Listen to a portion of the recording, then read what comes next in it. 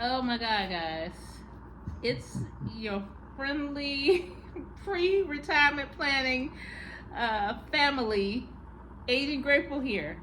And this is our rant. Okay, we do periodically have this rant. We had to stop so that we could put this rant on video. And for those of you who know us, you know we be thinking about things in our head and then we go off onto a tangent. So here's the video. This debt, y'all. This debt that we have accumulated. Listen, if somebody's out there, please don't get into debt. Please do not get into debt. Unfortunately, let me say this. There's some decisions that we made that were not wise. I'm speaking for myself. And whereas we have a house, we've rented the house out, we are doing good there. Yeah. There's no qualms about that. Yes, it's doing lovely. It is a rental property. It's rental income for us. However, it would be golden if the rental income was something that we could count on as residual income in its entirety, and it's not, because we still owe a mortgage. But not just the mortgage, because we could deal with that. Yeah, because we still make a surplus. We still make a surplus with the mortgage. Absolutely. However, we still have debt. And it's debt that we shouldn't have got into, but we did. And we are still paying for it, guys. Yeah. And it's interesting because we were literally, I was just, scrolling through YouTube, and I saw a premiere coming up from our family, H&D Abroad, and the title was, Will the Debt Follow You? And I'm just like, are they sitting literally, no lie. We were literally having this. We were sitting here ranting before we hit this record. And right before we were hitting the record, I had YouTube up and it showed their video that's going to be premiering. You guys check them out. H&D Abroad, check out. I think it's coming on tomorrow that they're going to air. But go follow and subscribe to them so that you can be a part of that conversation, because I'm pretty sure it's going to be amazing.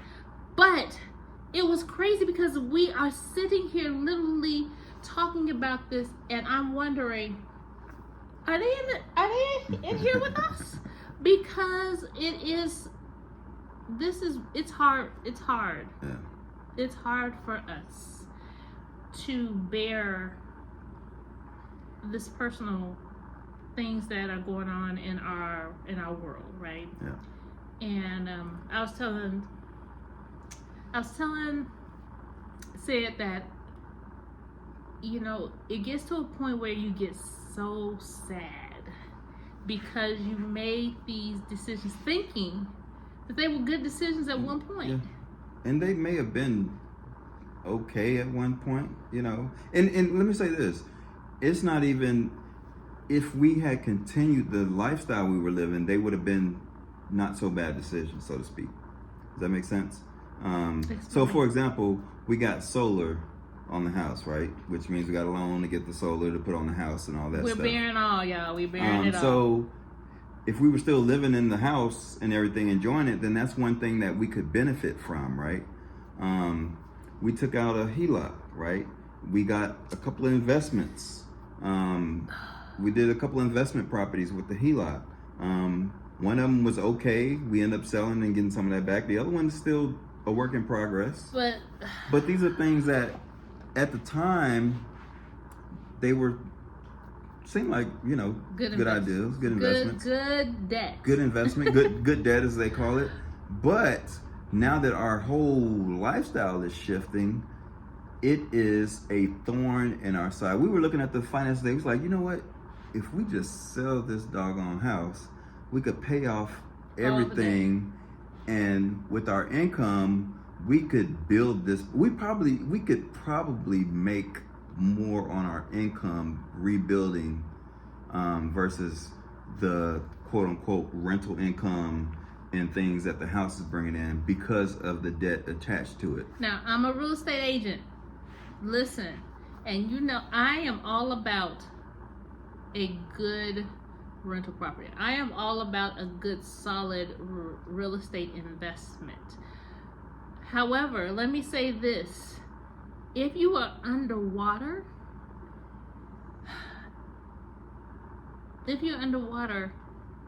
that may not be a good solution in every situation. Let's just say that. Right. There's a time and a place for real estate investing. And if you are drowning, and not even that, and that drowning is a good point, but I wouldn't even say, like, in our situation, we're not drowning. No, we are not but drowning. It's just preventing us from getting ahead as fast as we want to get ahead. Right. Because it's following us. It is following us. Herman and D. It is following us. Oh my gosh. And when we do our expenses, and I mentioned in one of our previous videos, you have to take in consideration your monthly, any type of monthly payments that you have, or debts that you have, and wherever you're coming from, because that's a part of your expenses at the end of the day. Because people talk about the cost of living. Oh, they want to know the cost of living where you are. Oh, the cost of living where you are. And that's great. You are going to get a breakdown of a person's cost of living, but you also don't know any additional expenses. Not that you care. Yeah. Any additional expenses that people are maybe incurring from the place that they left. Right. So we just got on here to rant about this because it is a topic of conversation, guys. If you can be wise about your journey, think long term. Yes. Think long term. Think about the fact of, if you did get this house, again, I'm a real estate agent. I'm gonna tell you about getting a house because it is a great investment opportunity. It is a way to create wealth. Listen, but also know your reasoning behind getting into a house. Also, another thing is that before you get those credit cards, not that we have any credit card debt, but I'm just saying, if you count the costs on the credit cards, what are you really needing these credit cards for? Now, right. If you're saying an emergency fund, a backup card for the just in case, okay, I get you, boo. But listen, consumerism is a trap. Oh yeah, big time. It is a real trap. If there's things that you need to buy, see if somebody has whatever it is that you're trying to get first, and see if maybe you could work out a deal with them. Hey, maybe you can get this Tuesday and Thursday, and I get it Friday and Sunday. Like juicers or blenders, or do you really need that purse when you got 35 purses in your closet already? How many pair of shoes is going to be enough? Because think long term. How much money could you potentially save over the long haul towards your future self, your retirement? Newsflash. I know we think about Social Security, and we think Social Security is going to be there for us by the time we get XYZ. Realistically, can you 100% guarantee that? And can you guarantee you're going to make it to Social Security? People are dropping Oh my God, every yes. day. We just talked to a guy yesterday at the restaurant that was talking about that. Yes, 65. What he say? His dad gave everything, sacrificed everything for his family until he had turned 65, and he was excited about the fact he was retiring, and he was getting ready to move out of the country. Yep. And he was getting ready to do so, and he died. Yep. And so, I mean, life is not promised, you guys, but you know what? We used to say, save for a rainy day? Look, every day might be a rainy day. But you just gotta know that your future self is gonna thank you later for not buying into those things, right? Yes. Because if we had to look back on it, oh my gosh.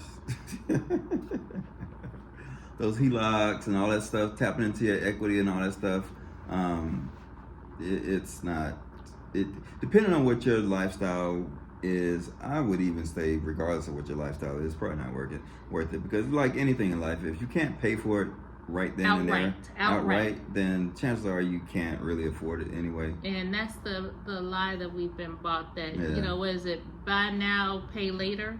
kind of a thing. No, ma'am, no, boo. Yeah, you gonna pay. You gonna pay later. You gonna pay for that, and probably twice what it was worth. Maybe even 3 times what it's worth. And you know, yeah, we can say we got the latest shiny new whatever, and that feels good for about all of 2.5 seconds. But guys, think about your future self. Yeah. Think about where you want to be in life, long term. Dream, and then make that stuff come into fruition. Right, and then ask yourself, whatever it is you're trying to do, especially if it's dealing with debt, is that going to help my future self? Correct. Is it going to affect my later future self? Later on. Because you can't run from it. Nope. No matter where you go, it's there. So, especially if you're doing stuff attached to your house, I mean, you can't run from that. So, guys, just take it from us. Listen, I'm about ready to sell this house. No. And pay all this stuff off and just be. No. We are still working through all of this stuff, guys. We're going to work through it. We are working through this stuff. We're going to take you guys on this journey, no matter how hard, rough, interesting, funny it is, because it is a journey. It definitely is a journey. And we just want to tell you guys to stick with it. It is so worth it. Where we are right now is not where we were last year.